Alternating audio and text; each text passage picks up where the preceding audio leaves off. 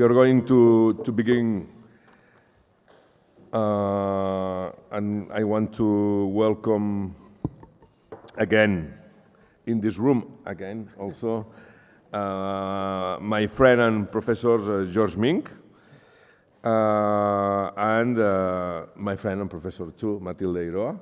Welcome here. Because we did start, maybe Oriol doesn't believe that, but we did there is still 14 years that we kind of create this network with many partners around Europe. From the beginning there was 5 partners and 5 countries. Now we are more than 60, and not only European, as you may know.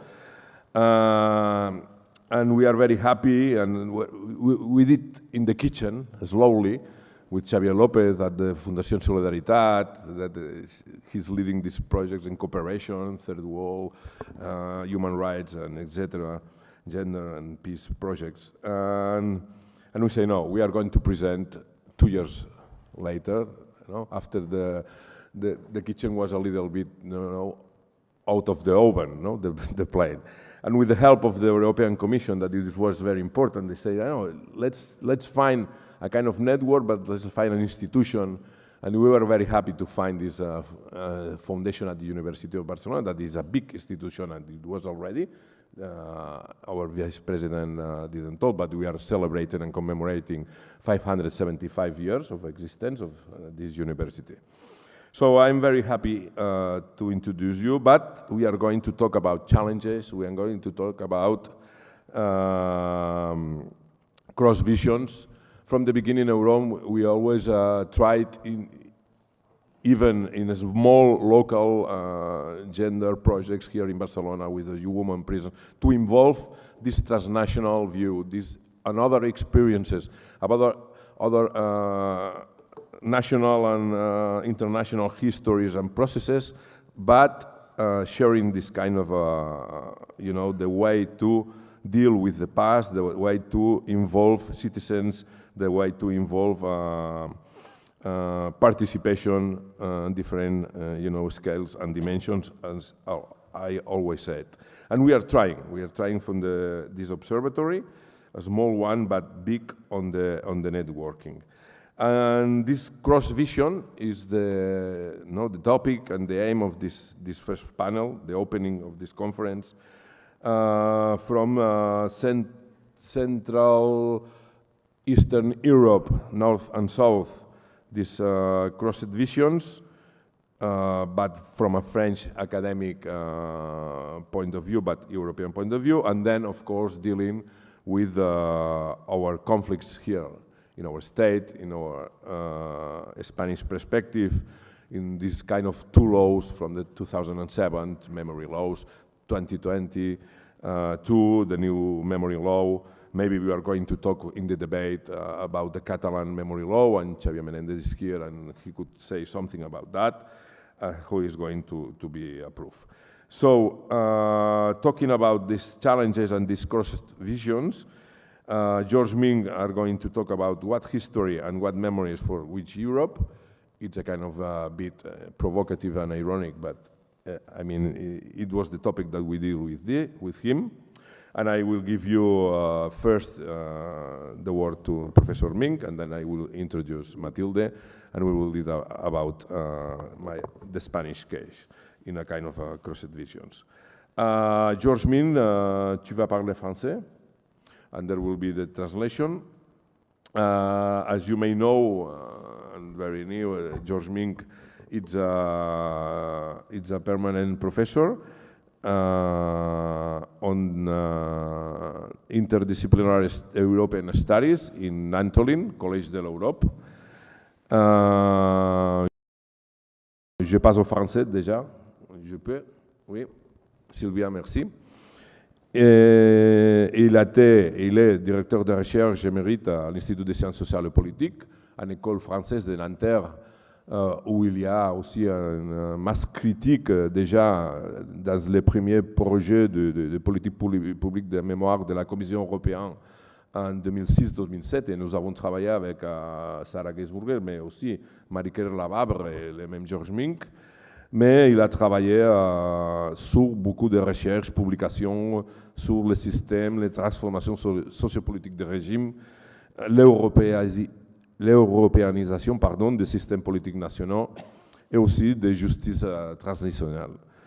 Elle a travaillé, elle a publié pas mal de bouquins et aussi elle a développé beaucoup de responsabilités comme professeur en Sciences Po à Paris, au Collège de l'Europe encore, comme j'ai toujours expliqué aussi, a travaillé au ministère des Affaires étrangères et a développé beaucoup de revues comme la revue géopolitique, la revue d'études comparatives Est-Ouest, et aussi des responsabilités, par exemple à Radio France et des autres moyens de diffusion.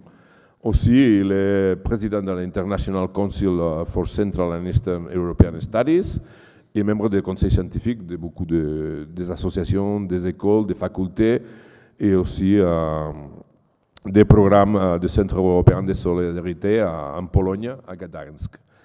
Je ne vais pas te donner la parole sans dire aussi, parce qu'on l'a invité comme historien aussi et comme témoin aussi, il y a pas mal des années, pour parler d'une petite biographie qui je sais pas, il y a encore un devoir de mémoire pour la société européenne, pas français, que c'est son père d'origine polonaise, Emmanuel Mink, qui était venu aussi, il faut citer, en 1936, pour participer aux Jeux olympiques populaires de la République espagnole.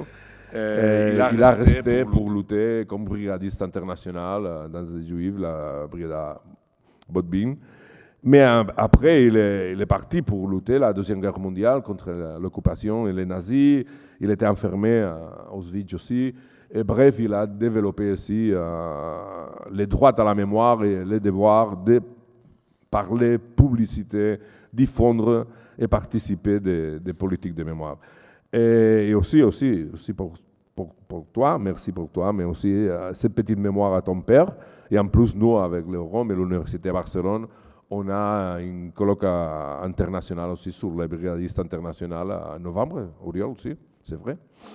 Et bon, bref, j'ai trop parlé, c'est à toi de parler.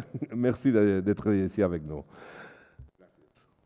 Merci beaucoup, Jordi, pour l'invitation d'abord. Et aussi, quand j'écoute ce que tu dis sur moi et ma biographie, je me sens un peu comme le général soviétique avec beaucoup de médailles. La plupart des choses que tu dis ne sont peut-être pas méritées. Par contre, tout ce que tu dis sur mon père est vrai, absolument. Et selon la loi mémorielle édictée par Sanchez, j'aurais même droit à la nationalité espagnole. Mais comme j'ai la nationalité française, qui est, comme on le sait, européenne, ça me suffit largement. Mais évidemment, mon cœur est avec l'Espagne, avec Catalogne, parce que c'est ici à Barcelone que mon père a tiré ses premières salves contre les fascistes franquistes. Donc je viens ici toujours à Barcelone avec une forte émotion. Mais ce que je vais raconter n'est pas aussi ornemental, c'est plutôt un topo pessimiste que je vais présenter aujourd'hui. Mais vous comprendrez bien que dans la période actuelle, dans le monde, il y a de quoi être pessimiste et j'espère qu'un peu d'optimisme naîtra de ma proposition. Je vais très rapidement rappeler en quoi consiste la politique mémorielle européenne. Je les sors bien entendu de la dernière résolution au Parlement européen qui a proposé une politique historique mémorielle et nous avons là, vous voyez, quelques recommandations: traiter le passé de manière critique, élargir la mémoire européenne, réformer l'enseignement, renforcer les programmes européens, protéger l'histoire. Protéger l'histoire, évidemment, c'est une recommandation contre les négationnistes. Et la vision d'avenir européenne, c'est construire une culture de la mémoire c'est créer un espace européen, ce que vous faites magistralement de mémoire, et créer des outils d'éducation. Mais, il y a un mais. À ce volontarisme, j'oppose une phrase pessimiste de Paul Valéry, qui date maintenant de 1931, mais qui peut d'une certaine façon nous inquiéter. L'histoire est le produit le plus dangereux que la chimie de l'intellect ait élaboré. Il fait rêver, il enivre les peuples, leur engendre de faux souvenirs, exagère leurs réflexes, entretient leurs vieilles plaies, les tourmente dans leur repos, les conduit au délire de grandeur ou à celui de la persécution et rend les nations amères, superbes, insupportables et vaines. Aujourd'hui, il faut ajouter au mot histoire sans doute le mot mémoire, ce qui serait plus juste du point de vue des usages sociaux de l'histoire. Ma réflexion gravitera entre ces deux pôles, entre l'optimisme législatif européen et le pessimisme émotionnel de Paul Valéry. La question d'une mémoire ou des mémoires européennes et d'une histoire européenne est posée d'une manière récurrente depuis les années 1990 et les référents européens interviennent dans ces interrogations notamment à travers 3 déclinaisons qui se croisent partiellement. La première s'intéresse à l'Europe communauté, qui souffre de l'absence d'un peuple européen, d'un déficit d'identification, d'un manque d'émotion. La mémoire et l'histoire sont appréhendées ici comme des ressources identitaires. La deuxième envisage l'Europe, Parlement européen, Conseil de l'Europe, comme une arène de mobilisation où sont formulées les revendications mémorielles multiples, croisées et ou concurrentes, mémoire de l'Holocauste, mémoire du communisme, mémoire du colonialisme, mémoire du franquisme, mémoire des populations qui ont fait l'objet d'expulsions ou de transferts à la fin de la Seconde Guerre mondiale, et j'en passe. Enfin, l'Europe apparaît comme une source de normativité, dotée d'un rôle régulateur dans la gestion des conflits mémoriels, c'est dont nous sommes tous ici témoins pendant cette séance. Tout en s'inscrivant dans un mouvement général de mondialisation de la mémoire, cette question de la mémoire histoire européenne éclaire en même temps des interrogations plus spécifiques concernant le projet européen et ses finalités. Peut-on écrire une histoire européenne et que signifierait-il celle-ci, Une mémoire officielle européenne ordonnée selon le principe du consensus est-elle possible et souhaitable? Ma thèse principale met en contexte une histoire séquentielle des usages mémoriels en Europe. Voici ma thèse. Nous sommes rentrés en Europe dans une nouvelle période, laquelle rappelle celle des nation building du XIXe siècle, portée cette fois-ci par les zérosceptiques et les zérophobes, par opposition aux partisans de l'approfondissement de la construction européenne. En d'autres termes, il s'agit d'une régression de la souveraineté transnationale européenne quasi continentale. Rappelons que l'intégration transnationale a été voulue par les fondateurs de la communauté européenne comme un objectif. La régression s'opère à la faveur de l'affirmation du souverainisme motivé par la quête des origines, de chacun pour soi et par soi, dans les luttes partisanes à l'intérieur de la plupart des pays membres. C'est plus ou moins à partir de la Convention pour une Constitution européenne de 2002 et surtout à partir des grands élargissements de 2004 et 2007 qu'apparaît la montée du souverainisme nationaliste. Son succès jusqu'ici encore relatif se fonde sur la revitalisation du récit historique égocentré sur sa propre grandeur et ses propres malheurs nationaux. Cela conforte la dynamique d'un projet désintégrateur d'une Europe des patries, à l'opposé de l'intégration approfondie. Et cela porte en germe une revitalisation des conflits mémoriels séparatistes. Cette dynamique menace l'unité européenne. La première période, à partir de 1945, c'est la période des grammaires de réconciliation. Sous l'effet des bilans des passés traumatiques, a prévalu la tendance à l'amnésie, parfois à l'amnistie, à l'oubli et à l'oblitération mémorielle. C'est la période où circulent dans le monde et aussi dans la communauté européenne des grammaires de la réconciliation qui débouchent sur les diplomaties du pardon et de la repentance. On copie le modèle franco-allemand, le modèle polono-allemand et même plus tard, dans le XXe siècle, le modèle espagnol du couple amnistie-amnésie, apparu en raison des sorties des régimes autoritaires du Sud européen. Je m'excuse pour l'orthographe. Je suis allé trop loin. Pardon.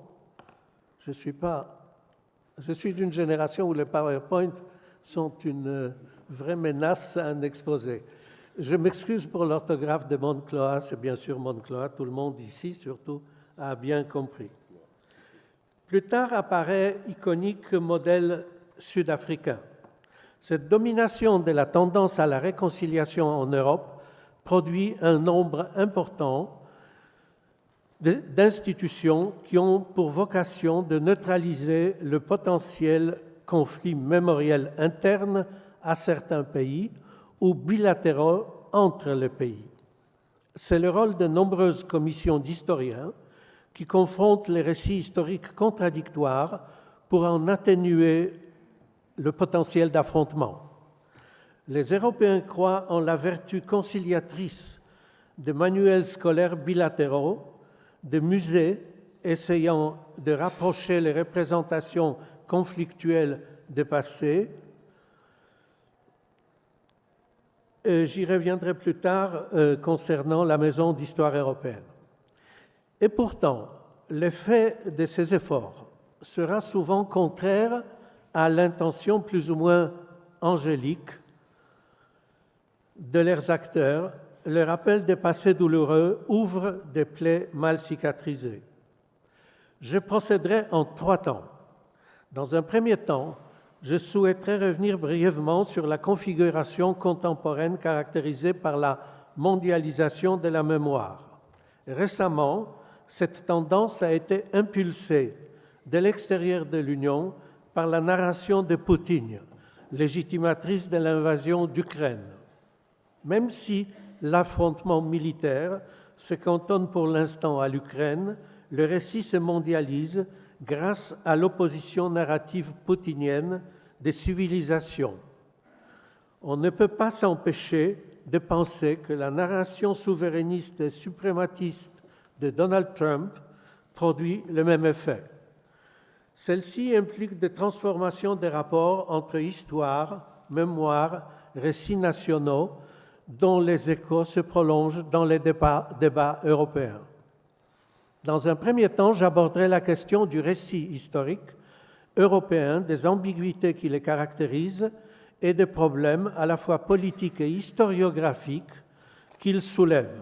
Enfin, je reviendrai dans une troisième partie sur ce que nombre d'observateurs ont qualifié d'asymétrie mémorielle Est-Ouest au sein de l'Union européenne, certains allant jusqu'à évoquer l'existence d'un rideau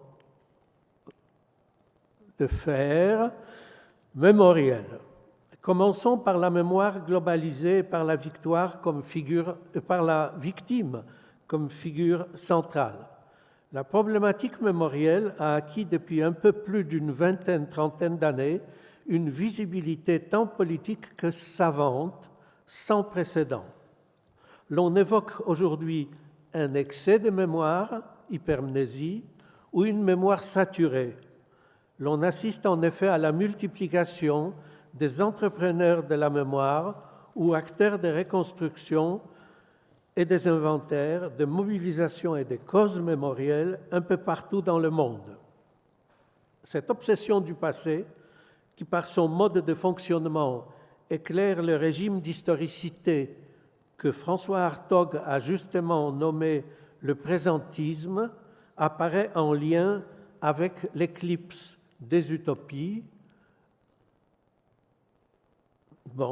L'éclipse des utopies, la fin des grands systèmes idéologiques d'interprétation et l'irruption du modèle transactionnel dans les relations nationales. Sans horizon d'attente et sans utopie, le regard rétrospectif se pose sur un XXe siècle perçu comme un âge de guerre, de totalitarisme et de génocide. Ce regard se fixe sur une figure centrale, c'est-à-dire la victime. Outre la centralité de la figure de la victime, la globalisation de la mémoire se traduit par la formation d'un nouvel espace public national, régional, mondial, où apprennent la parole des groupes oubliés. Cette prise de parole débouche sur la contestation de l'histoire savante.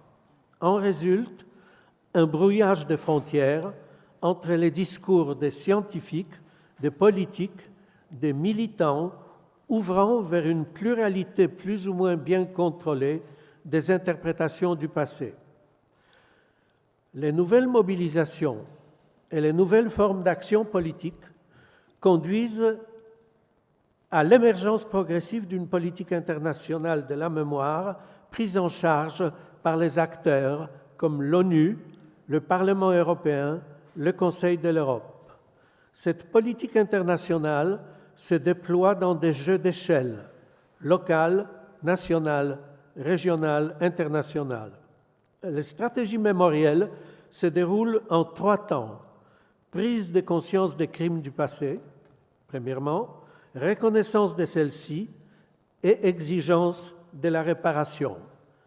Émergent ainsi des lieux et des répertoires d'action au niveau transnational ou international, en particulier en matière judiciaire, la judiciarisation étant l'une des caractéristiques de cette mémoire globalisée, dans la constitution desquelles la mémoire de l'Holocauste, structurée notamment autour du couple victime-persécuteur, en vient à faire fonction de paradigme.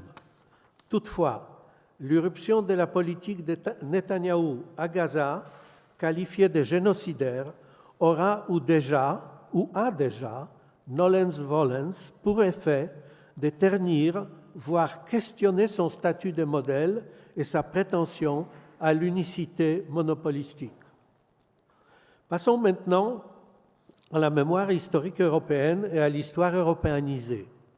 S'il existe un sens commun qui pose l'existence d'une culture et d'une civilisation européenne, la question de l'identité et de l'identification européenne apparaît malgré tout ouverte.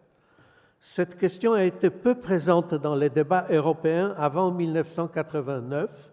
La référence à la guerre, plus jamais ça, et au bloc communiste de l'Est, en opposition avec lesquels l'Europe pouvait apparaître comme un espace de liberté, de démocratie et de prospérité, fournissent des repères identitaires et mémoriels suffisants. Mais la chute du communisme, événement global notamment par la déstabilisation des imaginaires politiques et des géographies symboliques, lui a donné dans son rapport au passé une nouvelle dimension. Je m'excuse, mais ce n'est pas ça. Bon, nous pouvons rester à ça. Cet Est de l'Europe est venu avec ses morts. Oui à l'Europe, dira une historienne du romantisme polonais, Maria Janion, mais nous y rentrerons avec nos morts. Car cet Est européen, sans être cet espace homogène, présente néanmoins des spécificités. L'éloignement de la Seconde Guerre mondiale et par voie de conséquence des témoins, ainsi que l'émergence de nouvelles représentations de l'Union européenne, souffrant d'un déficit de légitimité peu protectrice en situation de crise économique et sociale, ont nourri les interrogations sur le projet européen et son caractère élitaire. Dans un mouvement visant à favoriser l'émergence d'un peuple européen, la question de l'identité de l'Europe et de son socle historique mémoriel, de façon à faire de l'Europe non seulement le lieu de la loi, mais aussi un lieu d'appartenance affective, fut posée et immédiatement contestée. N'oublions pas non plus que l'Europe, au sens géopolitique plus général, est travaillée par sa lourde hypothèque mémorielle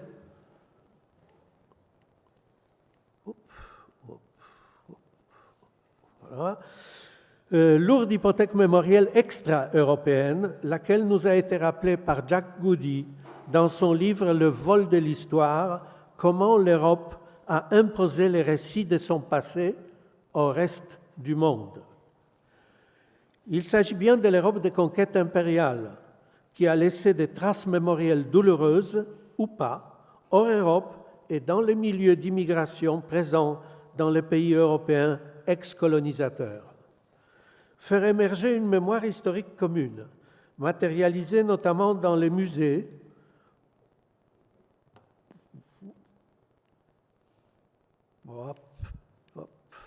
voilà le musée que tout le monde connaît, je pense, matérialisée dans des musées, apparaît donc comme une entreprise semée d'embûches. Les argumentaires développés en faveur de la création en 2007 d'une maison européenne de l'histoire éclaire certaines de ces difficultés. Le projet de construire une maison plutôt qu'un musée met en avant l'importance de la sémantique pour écarter les sentiments d'une commémoration des lieux de mémoire qui divisaient dans le passé et pour créer les sentiments communautaires intégrateurs. La métaphore de la maison suggère qu'il y a dans le bâtiment Europe plusieurs appartements de dimensions différentes, mais un seul toit. Cependant, une fois cette maison de l'Europe ouverte au public, sa narration mémorielle se heurtait à de nombreuses critiques. À certains historiens de l'Europe centrale notamment, la maison de l'histoire européenne est apparue comme une maison de manipulation européenne, suivant le pastiche de son intitulé par l'historien polonais Paweł Ukielski. Il est membre d'une entreprise mémorielle est-européenne, Platform of European Memory and Conscience, créée en 2011 à l'initiative de 4 pays du groupe de Visegrád, Pologne, Hongrie, Slovaquie, Tchéquie, qui se donne pour objectif final d'aboutir à la création d'un tribunal international devant juger les crimes du communisme. Selon Ukielski, la Maison de l'histoire européenne émet un message unilatéral, fortement idéologisé, qui propagerait une vision néo-marxiste de l'histoire du continent européen. À quoi réplique un historien français, spécialiste de l'histoire allemande, Étienne François? L'exposition est ambitieuse et en même temps pleine d'humilité. Elle n'impose pas une seule interprétation de l'histoire. Elle n'a qu'un objectif, à savoir donner aux visiteurs des informations leur permettant de construire par eux-mêmes une vision de ce qu'est l'Europe et ce qu'elle devrait devenir. C'est l'exposition de la liberté. Je termine la citation. On voit bien à ces oppositions que la mémoire européenne commune, donc consensuelle, reste sujet de controverses et de malentendus, lourde hypothèque du projet de bâtir une identité européenne. Si, comme le soulignait Valérie Rozou, le discours européen ne devrait pas avoir pour but d'imposer une seule lecture de l'histoire, mais de penser les conditions d'une cohabitation d'expériences différentes, les récits proposés dans ce cadre n'échappent pas à l'emprise du modèle national.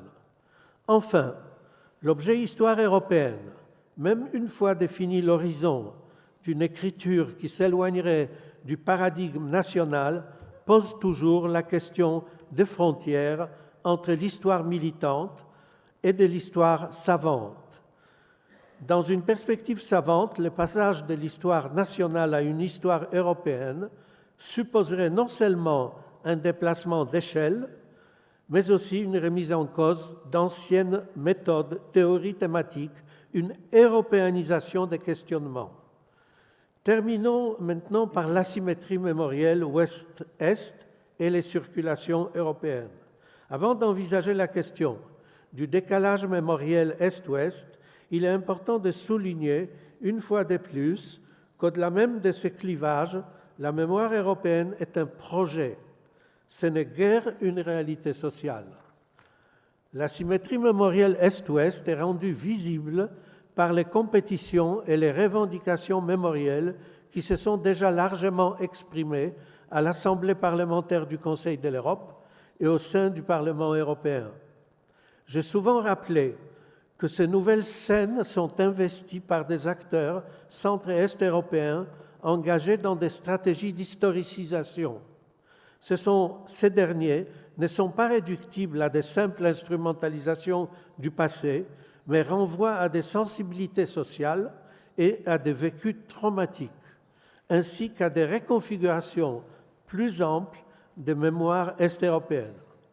L'élargissement de l'Union européenne et les revendications est-européennes concernant l'intégration dans le socle mémoriel de l'Europe des mémoires du communisme a pour effet de questionner le régime européen de la mémoire centré sur la Shoah.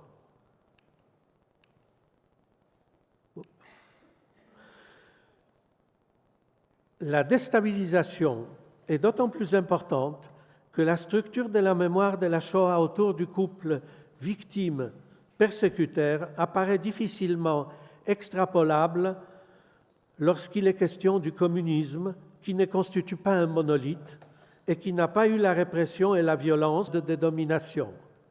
C'est nonobstant certains discours est-européens pour lesquels comparer le nazisme et stalinisme, ou plus largement le communisme, vaut affirmation d'équivalence. La question mémorielle se complique en effet, car les victimes apparaissent multiples et la frontière entre victimes et oppresseurs est parfois mobile. Qu'est-ce par exemple qu'un combattant de la liberté estonien, un complice des nazis, un défenseur de son pays face à l'oppression soviétique? L'un et l'autre, tout comme en Pologne, les soldats maudits, derniers résistants à la soviétisation, ou du moins pour certains, liquidateurs des minorités présentes après 1945 en Pologne. Observer le décalage mémoriel ne signifie toutefois pas reconstruire des homogénéités entre blocs mémoriels et représenter un Est qui met en avant les crimes du communisme et accuse l'Ouest des dénis de reconnaissance, et un Ouest qui interprète cette valorisation des victimes du communisme comme une relativisation de la Shoah, avec pour effet d'occulter la contribution des sociétés est-européennes à la destruction des Juifs, ce qui est maintenant largement démontré par la nouvelle école historique de la Shoah, notamment polonaise, ou par Père Dubois dans son travail de terrain sur les bystanders, impliqués nolens volens dans la Shoah par balle. Il convient d'historiciser ce décalage qui se nourrit d'une histoire plus longue de la polarité Est-Ouest et des dynamiques insérées dans un temps plus court, post-communiste.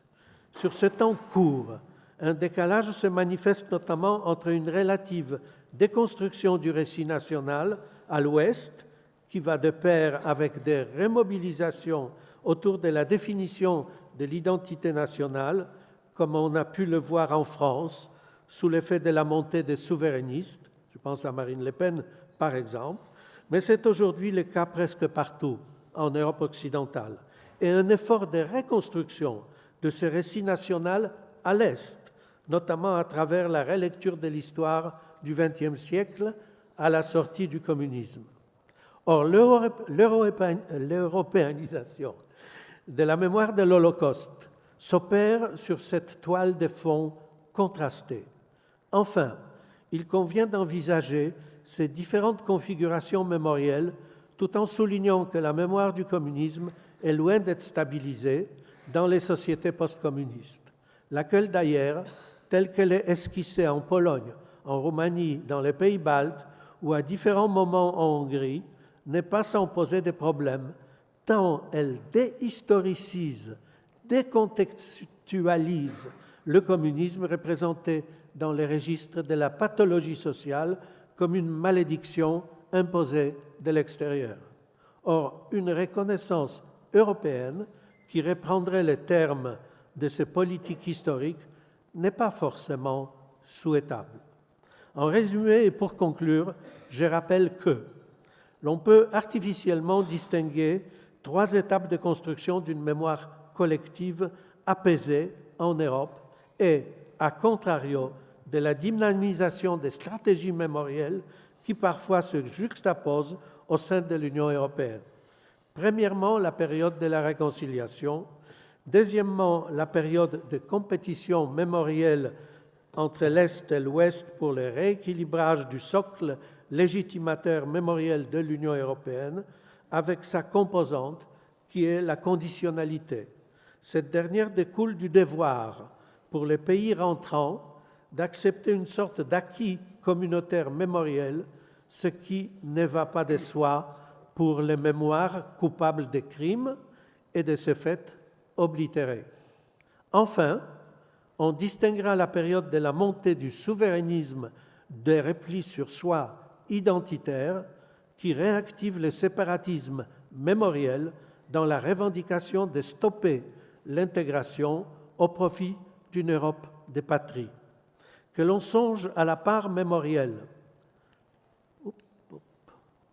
de la conférence de Trianon dans la narration de Viktor Orban ou au mythe du chant des merles dans la narration de Milošević et du nationalisme serbe, justifiant les agressions contre le Kosovo et pas seulement. Difficile de conclure à la faisabilité d'une mémoire européenne ou même à la stabilisation et la pacification des mémoires multiples des pays européens pour les faire rentrer dans le socle européen mémoriel partagé. Les Polonais ont forgé 2 maximes métaphoriques qui illustrent la difficulté de toute action à la faveur de la mémoire culturelle collective. L'une déjà rappelée nous dit que l'on ne rentre pas dans l'Union européenne, que l'on rentre dans l'Union européenne avec ses morts. L'autre, analogique, qui nous dit que souvent ce sont les morts, et encore plus imagé les cercueils, qui gouvernent les vivants. Pierre Bourdieu, sur ce sujet, a également une sentence imagée en parlant du mort qui saisit le vif. La renationalisation de ces récits mémoriels, qui devaient symboliser un projet du socle mémoriel collectif et solidaire, participe de la tendance à la concurrence et celui de sa fragmentation, débouchant sur une Europe des patries. Le résultat n'est pas encore connu, mais le pessimisme est des règles. Merci pour votre attention.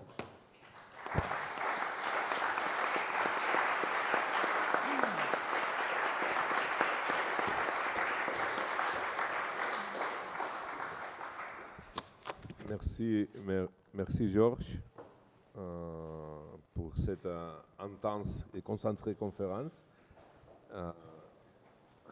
Mais je prends une des questions qu'après on va revenir pour le débat. Et c'est la question de la symétrie, parce qu'on en parle. Moi-même, j'ai publié sur la symétrie mémoriale en Espagne. Et ça me donne pied pour présenter Matilde Eiroa. Y esta simetría memorial que últimamente escribimos y que también debatimos. In order to analyze the Spanish question, George will explain it very clearly to typify these elements of competition and memory concurrence in Europe. Matilde, without any further ado, you know her very well. She is a senior scholar from Carlos III University in Madrid, an expert in the long period of 1936 Frankism, Franco's repression up to 1975, with the beginning of the transition to democracy in Spain.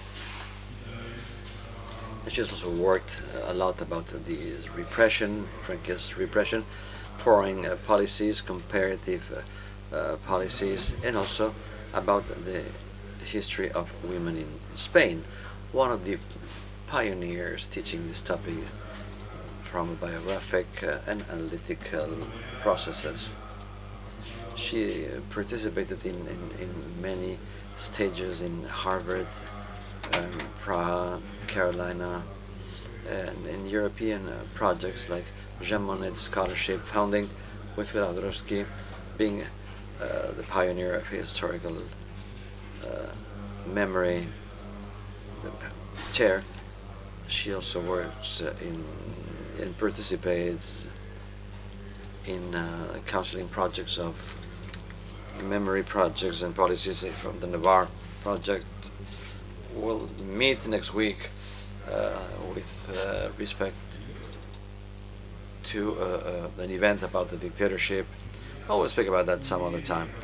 And well, she published many works, winning some awards, and the last one that relates or related to these considerations has to do with the digital era.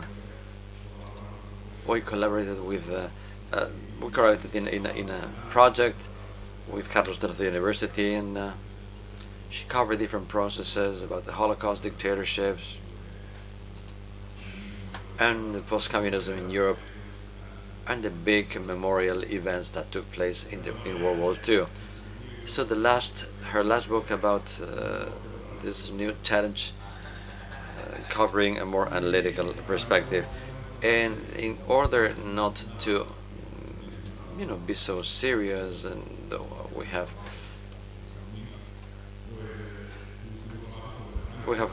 your latest work about Franco, from the hero to a comic character.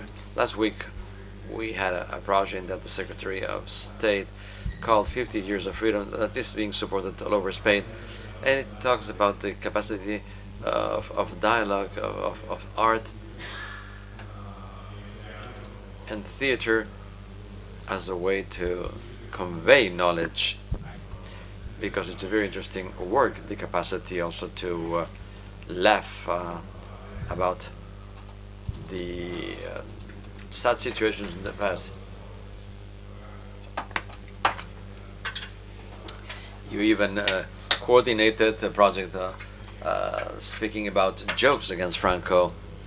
It took place in the Module in Barcelona. Well, we'll speak about it later. Matilde, thank you for being here. You have the floor. Good morning, everyone. First of all, I would like to thank the organizer for this kind of invitation. Being here with you is very important. I'd like to thank you all for your presence, and Jordi for his presentation.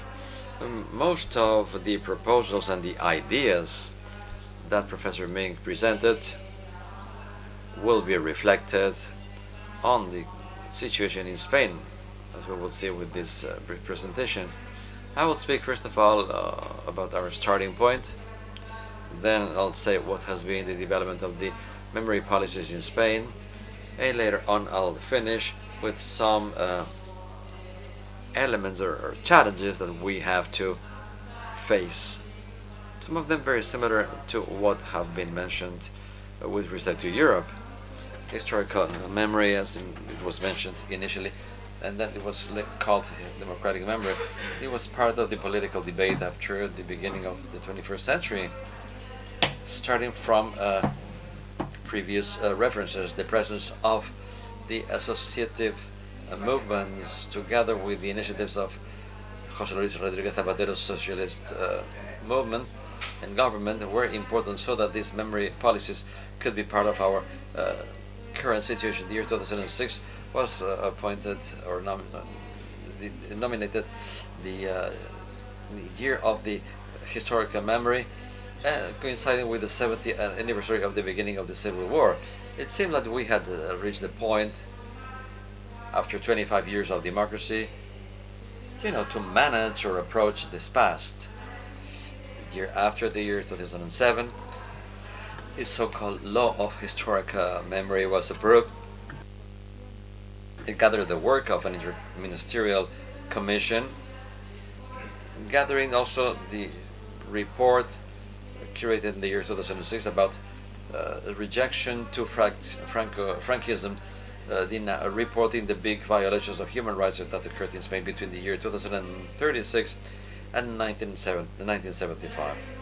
The law of historical memory approached the management of violence practiced during the 40 years of dictatorship, where a wide range of victims should be included, amongst which we have those shot to death, those that disappeared, that are in common graves, exiled, those that were judged by non-legitimate courts, persecution against women, or those that ended up in the Nazi camps.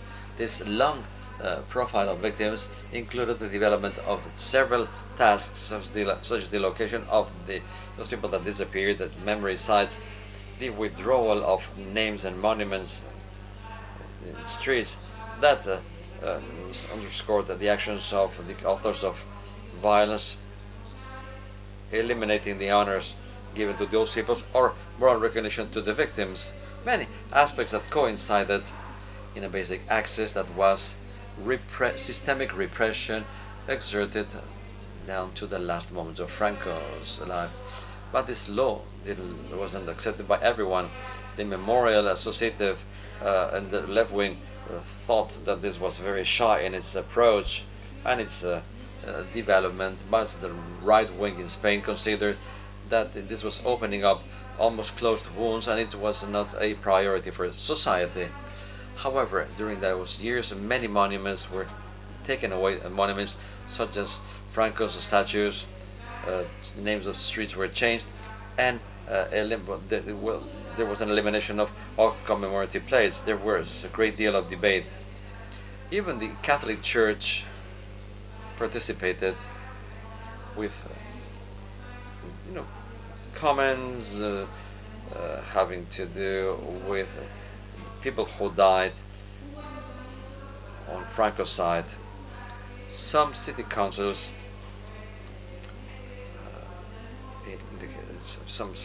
like Matilde Eiroa del Monte, who said that they would continue maintaining the names of José Antonio I de Rivera or Generalissimo Franco in their main streets, eliminating or not respecting their regulations. Little by little, autonomous regions accepted laws of specific memory to develop tasks in their territories, particularly in Catalonia and then Navarre, and little by little different laws were passed in Andalusia, the Balearic Islands, Extremadura, Castilla and Leon, who had a quite conservative government. Catalonia is the region that devoted more funds while implementing the initiative of democratic memorial pioneering association, but there were other communities who did not legislate, like the case of Madrid, Castilla-La Mancha, or Galicia, or even in the Basque Country, who decided not to legislate till the year 2023, but they little by little implemented memory policies in their territory.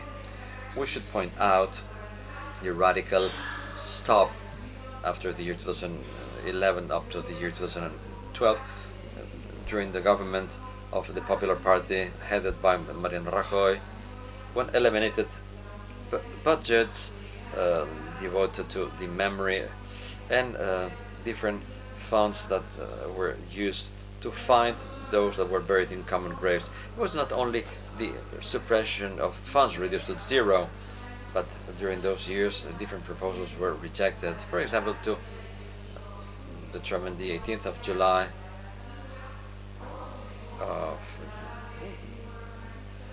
against the dictatorship or elimination of certain Francoist and fascist symbols from the streets. After the year 2018, when the Socialist Party was able to create a government, there was a reactivation of the memory policies. After that year, we could differentiate two stages. The first one corresponding to the year 2018 till 2022.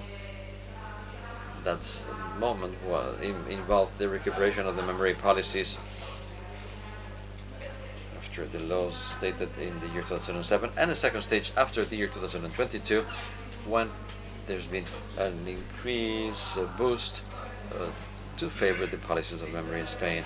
During the first stage, the year 2018 and 2022, a new measure was adopted, a measure that generated a great debate and social impact, which was the exhumation of Franco from Cuelgamuros Valley.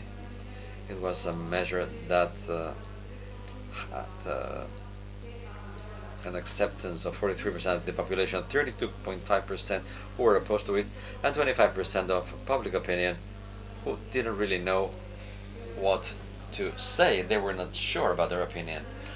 Also, during that period of time, the name of some 2,000 streets were changed, names that were supporting dictatorship or people related to dictatorship in many municipalities all over Spain, whilst in the year 2018 up to the year 2022, some cities resisted to those changes, like Madrid, where the debate was very intense, reaching the courts.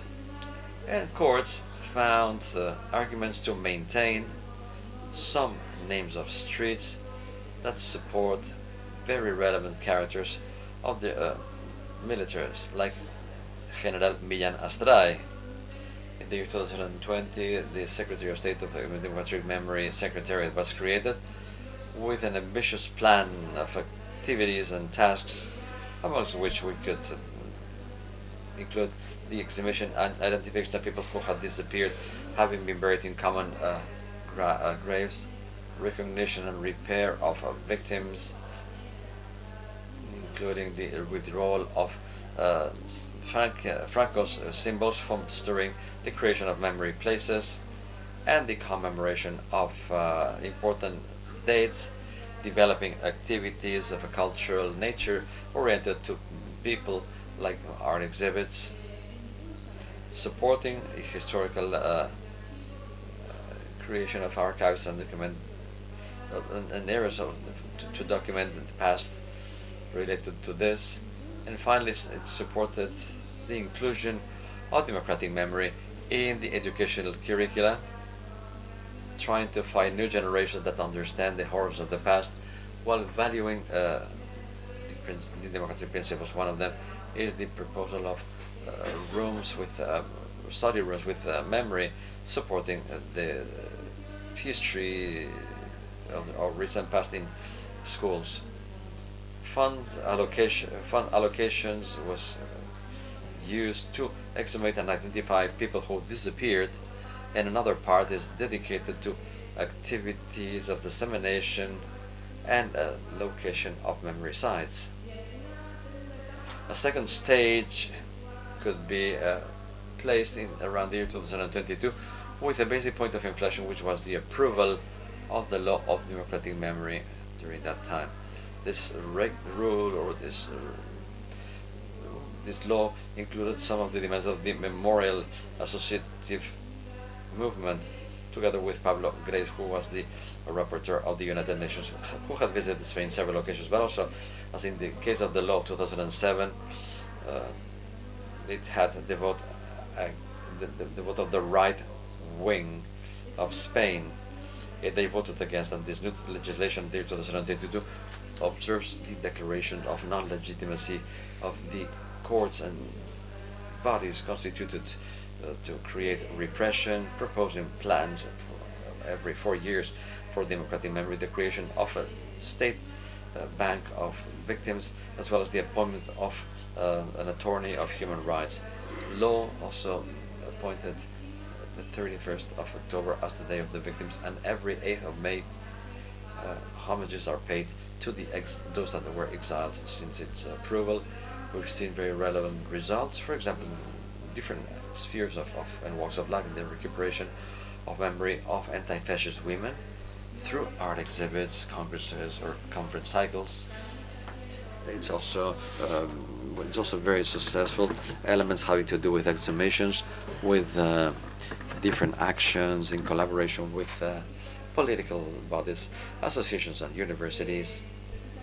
Precisely 2 days ago, the Minister of Territorial Policies and Democratic Memory mentioned over 8,700 bodies that were recuperated, even though many or very few were identified with DNA and delivered to their relatives.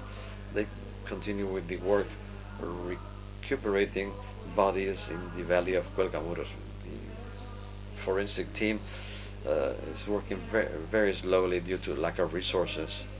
These exhumations are don't only have an emotional effect for families, but they are also enriching and observing new questions to the research of historians. For example, in the town of Campillos in the province of Malaga, 20 corpses of women that were shot to death have been exhumated together with the bodies of men. Just to mention a case having to do with the terrible works and results obtained through forensic archaeology.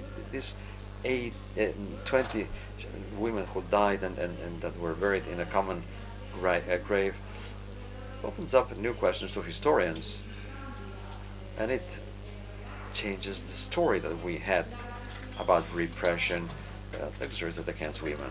Other activities have a lot to do with the process of migration of fast food, the record of victims, and the digitalization of the record of Republican refugees in France, with over 140,000 people. We see very successful results, the moments of victims' names recognition, and work done in this line, such as the homage paid to Spaniards deported who died in Nazi camps, and the homage of the soldiers of the 9th Battalion who helped free Paris. And for the first time, a Spanish president visited some emblematic places of the Republican exile, such as, for example, the tomb of the famous poet Antonio Machado in Collioure, and the President Manuel Azaña, who's in Ottavan. Both towns are located in France. Memory sites includes a small inventory of names, but this reflects the advances and progresses in the location of this type of places, such as the Cuelgamuros Valley, the cemetery of La Almudena in Madrid, where many shootings took place, or the Desbandá walk going from Malaga to Almería, that is also being subject to identification as a memory site. But we have problems where places that have been demolished, like the Carabanchel prison in Madrid. When we come to Barcelona and see the model, the prisión Modelo, it's a prison that was not demolished. Ours is totally demolished, but in the plots we realize that we have to claim some activities done by the Association of Memory. So we have some positive aspects when supporting new exhumations and the preparation of grave location and the rehabilitation of historical figures in our country. This year we are also celebrating the 50 years in freedom with the organization of many different activities. And here we have the commissioner of this celebration.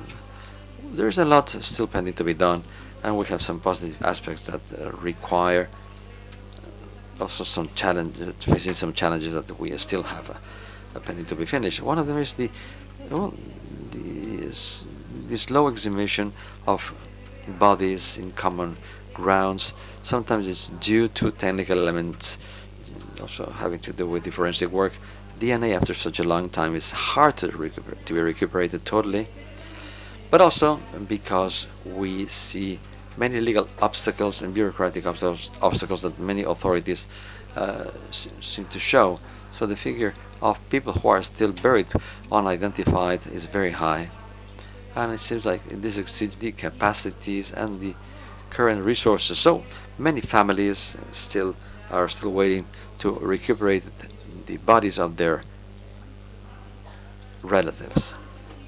Another challenge that generates a great deal of unrest amongst victims is the absence of judge or trials and punishment to those people who are responsible for the attacks. The law of amnesty in 1987 that Professor Mink just mentioned has related it to the law of amnestia or amnesia, as you want to interpret it. And this interpretation of the law of amnesty at the beginning of our transition to democracy in Spain, together with the passage of time, many years have gone by, people responsible are not alive, we are missing some witnesses.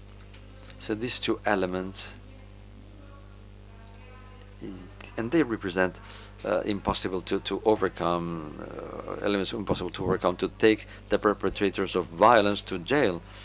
That's why some experts consider the Spanish case as a model of impunity. This is evidence in the search done by investigators in Spain, focusing on victims. It's also true that it's because we had many more sources of information, and the amount of victims in Spain is overwhelming. And well, historians have paid little or no attention to the responsibles of violence.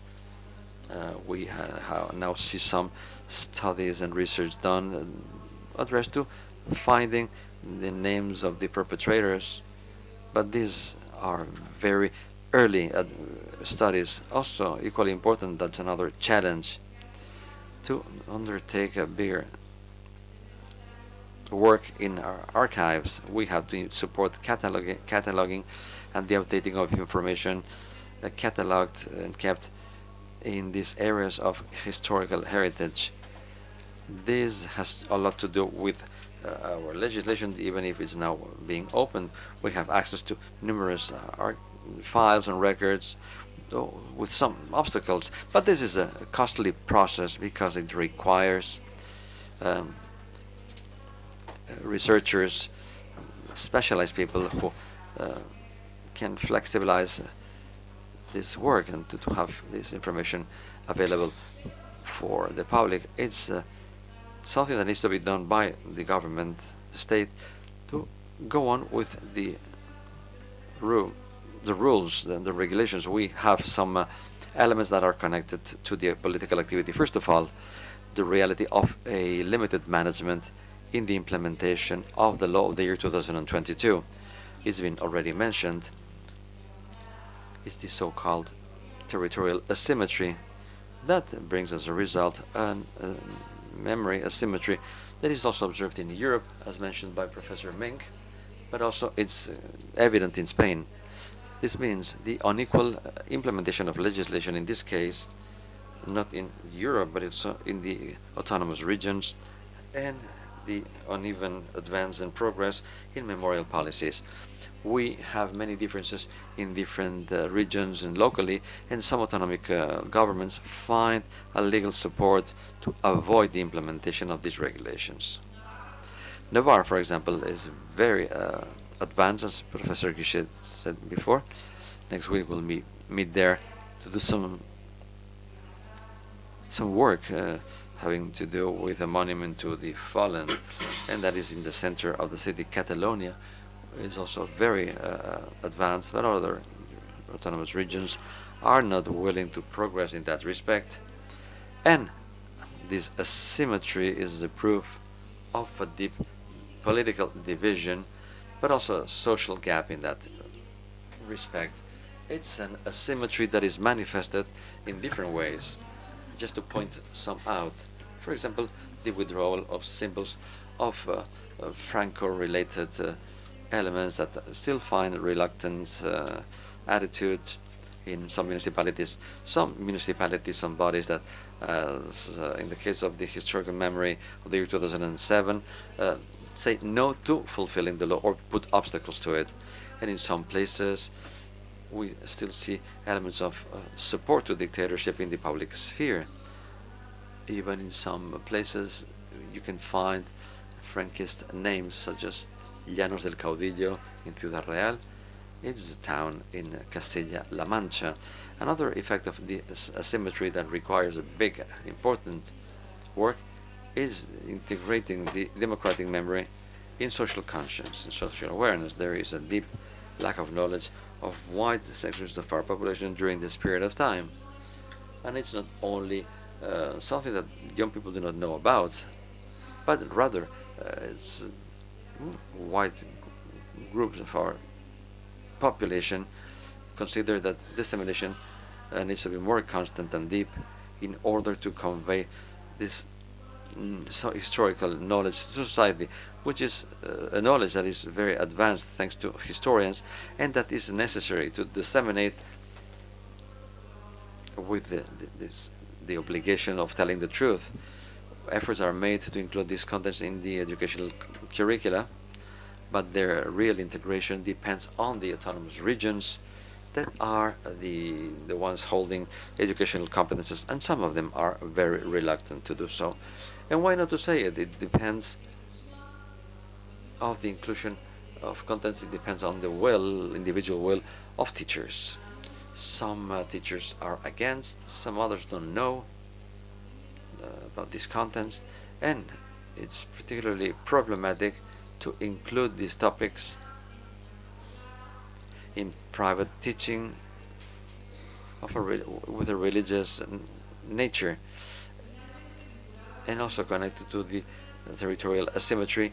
We see political action emerging. It's the approval of the so-called laws of social balance in some autonomous regions. This is a regulation that endangers all the advances developed since the year 2018, particularly with a greater emphasis after the law of the year 2022. These laws are an alternative proposed by the right-wing and extreme right-wing parties to the and also to the democratic law. It's being presented in Aragon, in Valencia, in Castilla y León. They have a legal preamble that is very similar in the three cases. The articles are written and that lack political and historical support. These new laws of social balance have a very good name. Who is not going to agree with, social balance? They all have a very positive that includes generosity, participation towards society, etc. But all these new law of social agreement or balance intend to dilute responsibilities and also match situations that are not matchable, such as the defense of a democratic regime versus what was a coup d'etat and the further dictatorship. Experts in human rights, memorial associations, and also historians argue that these regulations are an attempt of laundering the dictatorship while making the victims look like they're butchers, and also eliminate the support to Frankism and to repression. But not only history is distorted, but there's a distortion and manipulation of the anti-fascist values that are right at the base of our democracy. Therefore, the social agreement laws are an important challenge, considering what happened in Spain with respect to democratic memory. Discussion about these laws is not only political, but it's also ethical, and it observes, or they observe, many questions. For example, why societies in mature democracies do not accept a traumatic past, or why they don't support the endeavors of state that intend to do a real reparation, restoring the rights of people.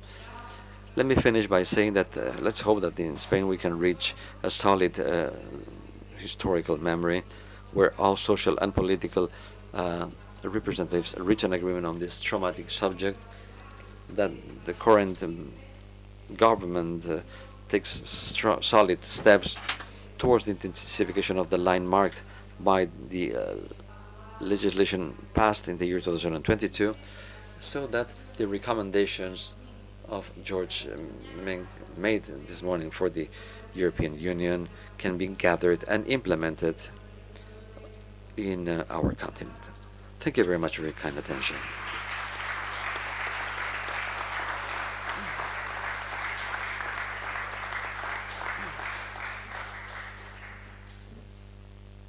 Muchas gracias, Matilde.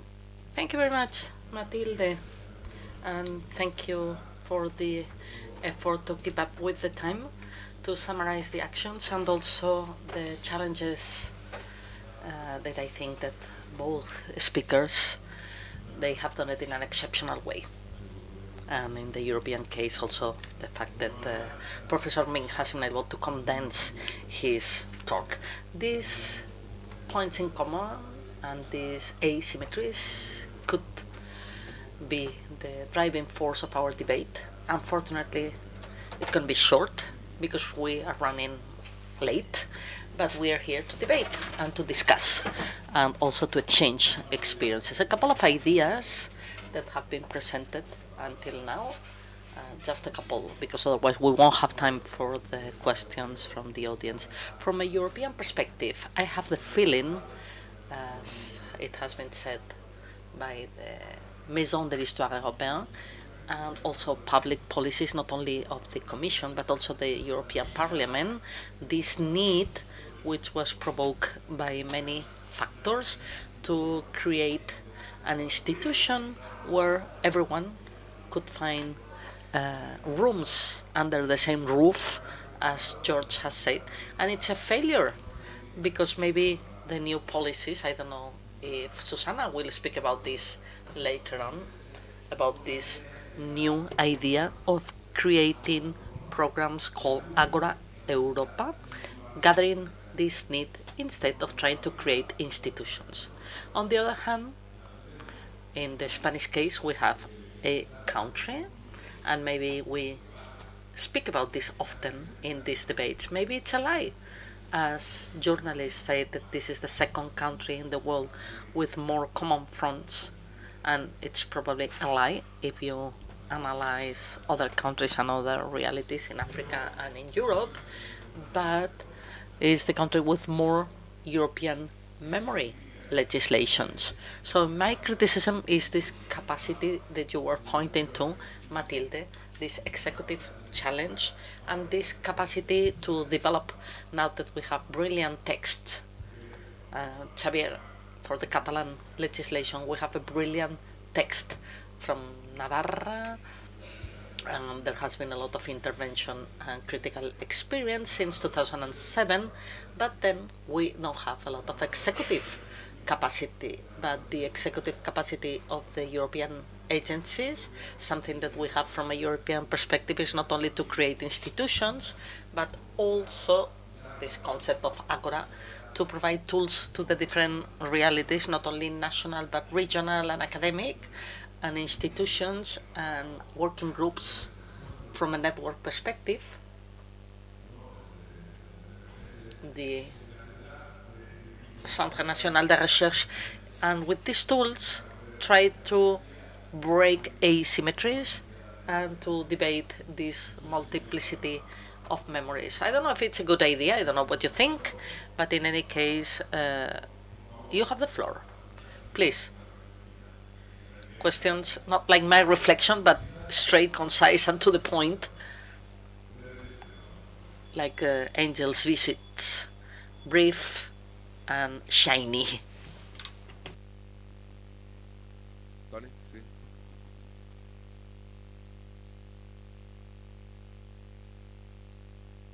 Micròfon, sisplau.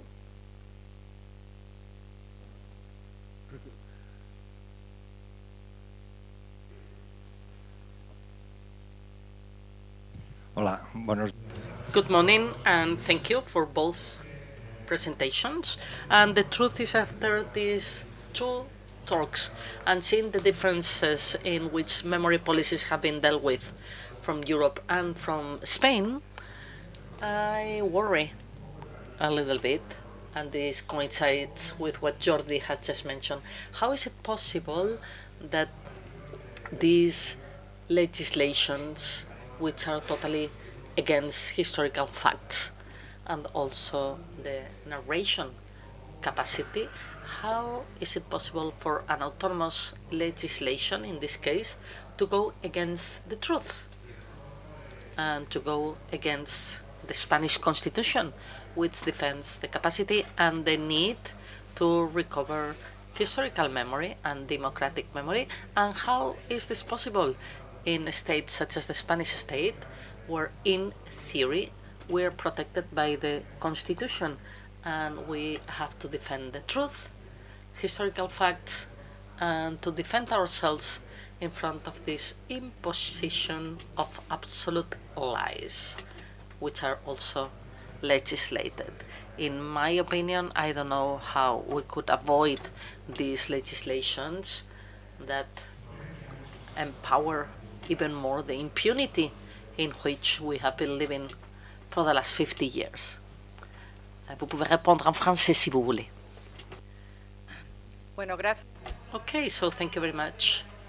And maybe a legal expert could try to give you an answer. I'm not a legal expert. We know that educational skills, memory skills, and many others are being questioned nowadays and in the hands of the autonomous communities. And this is something that we could avoid. I know that the Concordia laws have been impugnated in front of the Supreme Court, and we don't know what are they going to become. As public opinion, as a historian, I can give you an answer. In my opinion, there is a space in the autonomous parliaments because sometimes the text is disguised under a certain vocabulary which can make the parts be happy. For example, in the Concord legislation, they speak about victims and war. But of course, with this vocabulary, which tries to content the victims of the Franco regime, we can think that we were all equal and everybody made atrocities, and therefore we have to recognize everybody. I am surprised at the fact that this legislation is questioned to be approved. And since we are talking about memory policies, let me mention that we should all know that during the Franco regime, from the very beginning, memory policies were implemented, very efficient ones. They were not called like this, it's just a modern terminology, but from the very beginning they exhumated the victims, they found places of the Republican rear guard. There is a historian speaking about the Thanato dictatorship because it happened a very active policy related to the deaths of the rebel army. And they have not stopped telling us during the 40 years of Franco who won the war. And I think that this has had consequences on the Spanish society. On the one hand, everybody committed atrocities during the war, and therefore we were all equal. And also the fact that the Republicans, well, they left Spain, and those who have helped Spain to move forward have been Francoism. Franco has brought modernity. This is part of the social narration, and I think this is part of the Spanish society. With Franco, everything was better. Franco created the social security, he carried out the successful housing policy, and now that the fires had happened, all these messages that fires are being extinguished with planes that Franco bought. And also thanks to the water of the different swamps built by Franco. Many journalists from media verification are calling me in order to get data related to this. So I think that the Concord laws, let me insist, I cannot answer you as a legal expert because I am not, but they also find a certain public opinion, and maybe it's a bit saturated of democratic memory.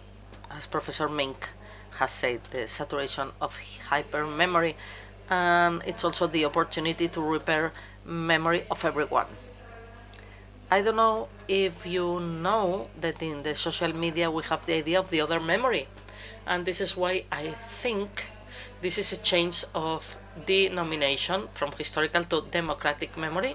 So we have this memory or counter memory, and therefore it is necessary that to know that during the 40 years of Franco, what we have seen is the practice of memory practices as a thin layer penetrating in society and our education.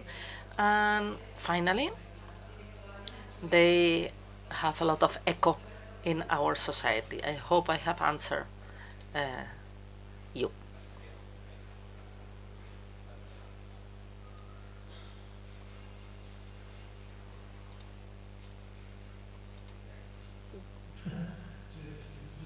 Très bien la situation espagnole, mais enfin je la connais un peu quand même. Mais juste à propos de cette question, le champ de droit, le champ législatif est un champ de combat.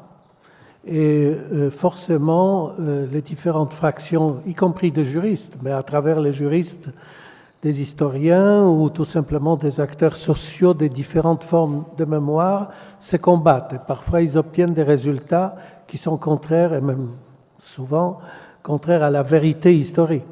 Donc nous avons effectivement en permanence un problème avec la juridiction. Actuellement, par exemple, il y a une pression sur la définition de crimes contre l'humanité ou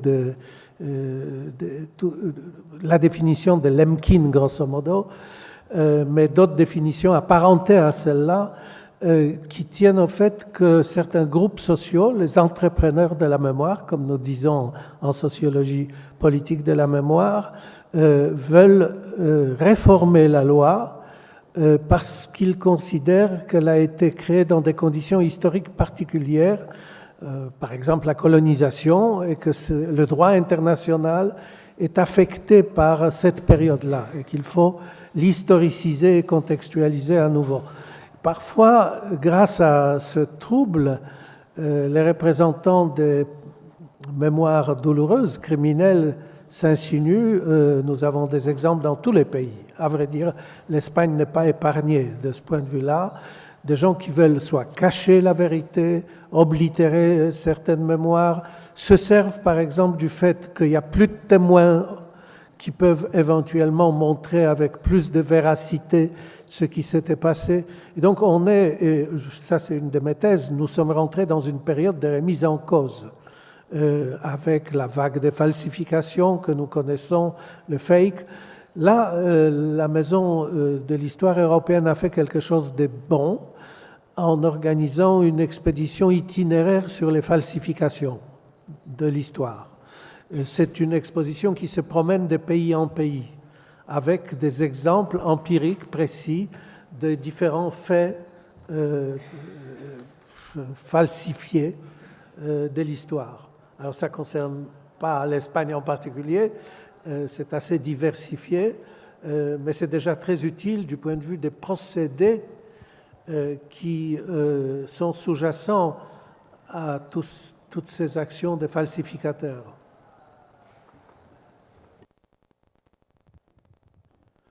Muchas gracias. Mi nombre es Marco González. Thank you very much.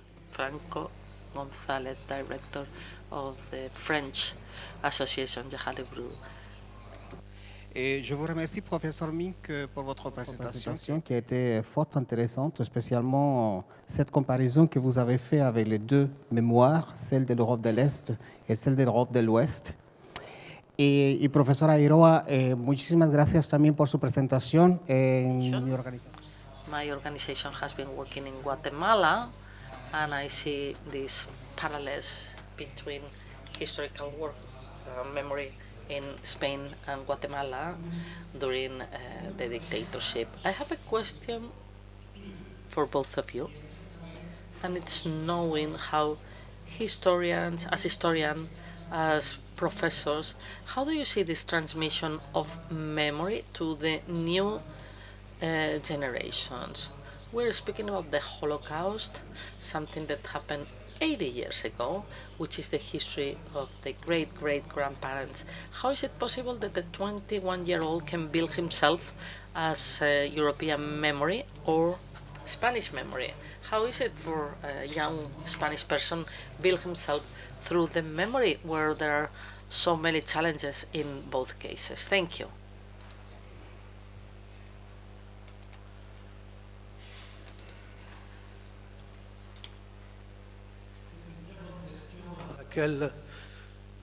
Des générations entières d'historiens, pédagogues ont réfléchi. C'est d'autant plus pointu maintenant que, comme vous dites, la génération des vingtenaires, les jeunes, n'ont pas de mémoire du passé. Et le seul moyen, évidemment, de le faire, c'est le travail pédagogique qui consiste à créer ce que les sociologues allemands, le couple Assmann, ont appelé la mémoire culturelle. Ce n'est plus la mémoire vécue qu'on a connue sur sa propre peau, en quelque sorte, mais quelque chose qui se construit autour des valeurs communes et des perceptions communes des faits historiques. Mais le challenge est énorme parce que n'importe qui intervient dans ce débat.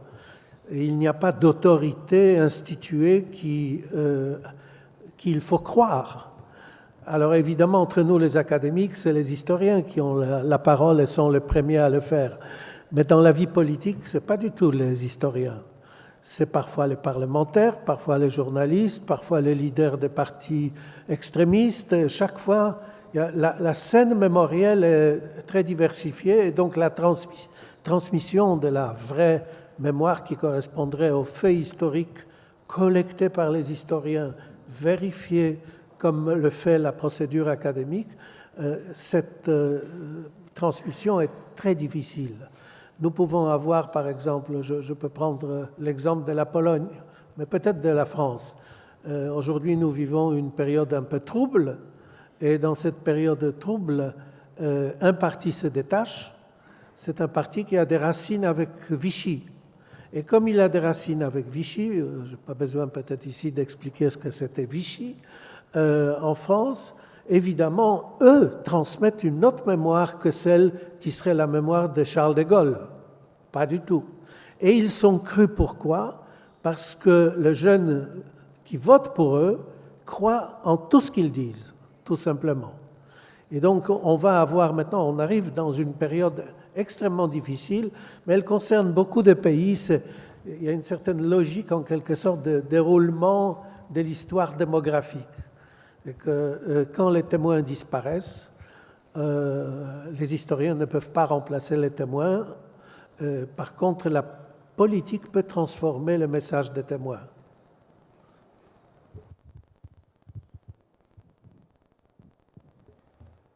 Bien, gracias por la pregunta. Bueno, se están haciendo preguntas. ¿Cómo veo esa transmisión de la memoria a las nuevas generaciones? Pues yo lo veo muy complicado, a pesar de los esfuerzos que se están realizando. Although many efforts have been made, apologies, and they have implemented, as I said in my beginning, initiatives, classrooms of memory by the Secretary of State of Democratic Memory, also in the autonomous communities. They have implemented tasks in order to work with the students, high school students, and the way we communicate this in general is that they participate in the gathering information of testimonies, family members, so they become involved in this task and they see that these things happen in people close to their localities or family members. We have seen many congresses around this in order to see which were the methods used in the classroom in order to include this content. Next week in the University of Barcelona, a conference will take place. What is the impact that all this is having? Well, I think that for the moment they have a soft impact in new generations, but I also want to speak about those generations that have been educated in the 50 years of democracy, the generation of the transition, people who are 40, 45, 50, who don't know anything about it. And they have not studied, not even in the schools, high schools, universities, and they have received the testimony, family members, etc. And the new generations and the family members, and I think it doesn't reach us through the real communication channels and the platforms and social media.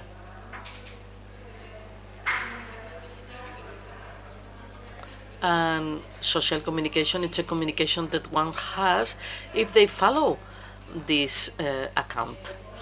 How does this information reach them, to the young people, or what can help young generations to follow social media of the Secretary of State of Memory, for example, and also many associations and teachers who do have their own account and keep informing and sharing the historical knowledge they keep accumulating. I think this is very complicated. In Madrid, for example, they organize many events and activities related to memory, and it's quite painful to realize how, in most cases, always the same people are there, always people of a certain age. It's quite rare to see young people or not so young, 40, 45, 50-year-olds. So I am a professor, teacher at the University Carlos III, and I have heard things such as that Franco resigned, or he was seized, or even that Franco is still the head of the state, but he's so old that he doesn't come out into the street, things like that, coming from university students specializing in communication. And there is something very important. Often we have a deep-rooted knowledge, and now with the advance of historical memory research, which dismisses the knowledge that we have acquired, even if our people are proving that this is not true, they do not recognize the importance of questioning the knowledge they had acquired during the training years. If, when I was studying, I learned that Franco was a victorious general, and thanks for his victory, because otherwise this will be a herd of people coming here to cut our throats. If I have learned this, even if they provide many data and sources and they keep telling me this was not like this, the person responsible for this manslaughter was this one, those who wanted the war were these people, very many people are reluctant to take on a different perspective or knowledge which contradicts what they have learned before. This is a serious problem in this knowledge transmission, and as you say, what type of story or account can we give to the next generations when our memory regime is already discussing among themselves? It's a very difficult challenge. Gracias. Just a couple of things. Sometimes what we try to do is to provide some shy tips for young people to empower themselves, so they become the protagonists of the workshops, the hip-hop training. We have to provide the tools. There's a lot of memory knowledge, but they are the ones who should be in charge of their videos and interviews, trying to apply this cultural memory. These are the techniques through art, murals, audiovisual, etc. So maybe they become more empowered, or at least they learn along the process. So walking with them in a positive way. For example, placing plaques, Stoppelstein, with the different schools doing it. It's an example, and Marta is familiar with this of effective participation, which remains as part of their diverse digital memory culture. We are running really late. We will finish at 1:30 instead of 1, unless there is a pressing question, couple. And then we can go for a coffee. Okay, good morning. Well, first of all, both of you, thank you very much for your interesting presentations. I have a question for Professor Eiroa, which is related to the difference between historical memory and democratic memory. 2007, when the legislation was approved, is not the law of historical memory, but it's known by that, and the law passed in 2022 is called the law of democratic memory.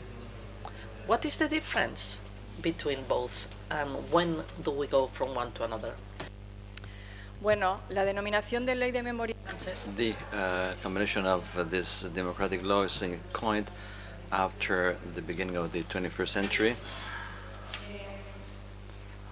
And it was a term which was highly criticized, because historians said that, memory is historical, and the right-wing, extreme right-wing, they said historical memory is everyone.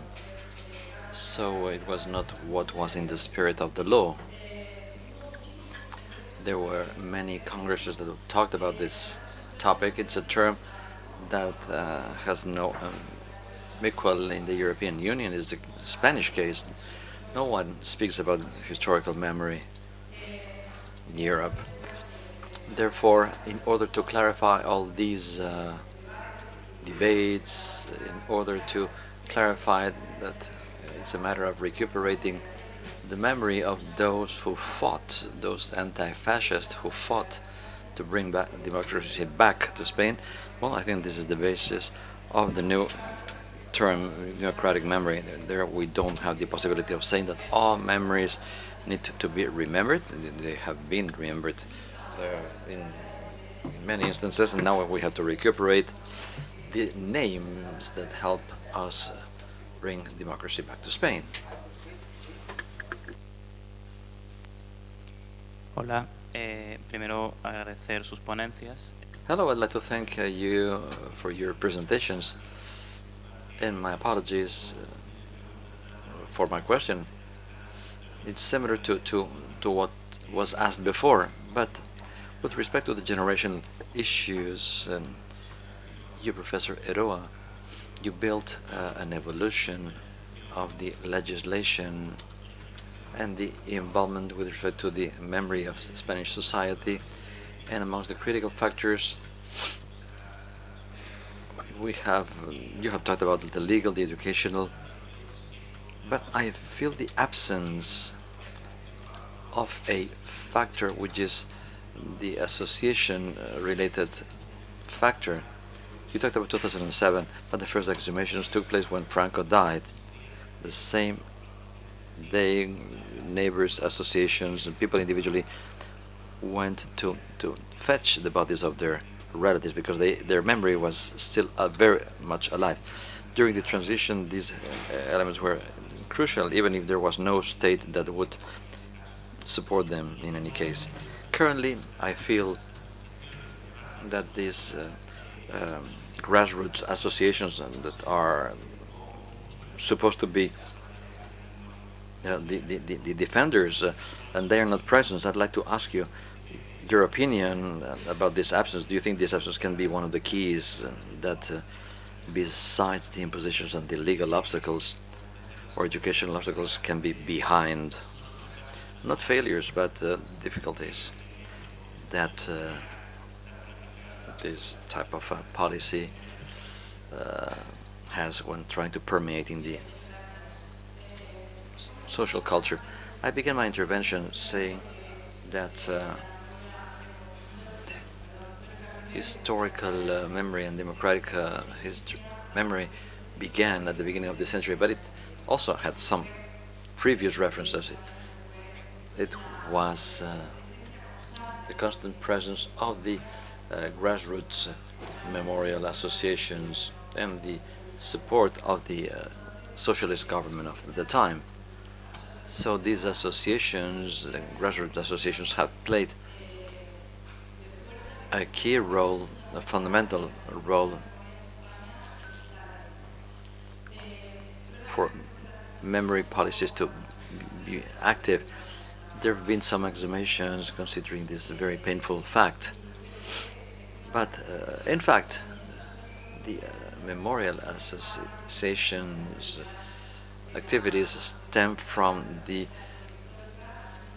Association for the Historical Memories and Recuperation, born after the exhumation of an old man, the president of the association. It was Emilio Silva, and well, the association was born, and other groups decided to also create new associations. So the memorial movement played a fundamental role of pressure and memory in autonomous regions, signaling memory sites, and they have had and have a key role in exhumation and the identification of those bodies that are still buried in common graves.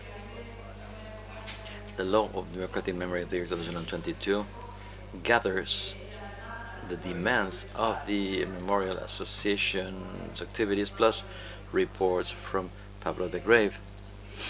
So they play fundamental importance, and they also put pressure on the government of Spain, and they also work with the government of Spain to start new initiatives. So I fully agree with you in that we should mention them and give them, well, offer them the role they have played, as it is very important. Well, we are out of time. On the left, we have a break. Gracias y ya está. Y seguimos discutiendo.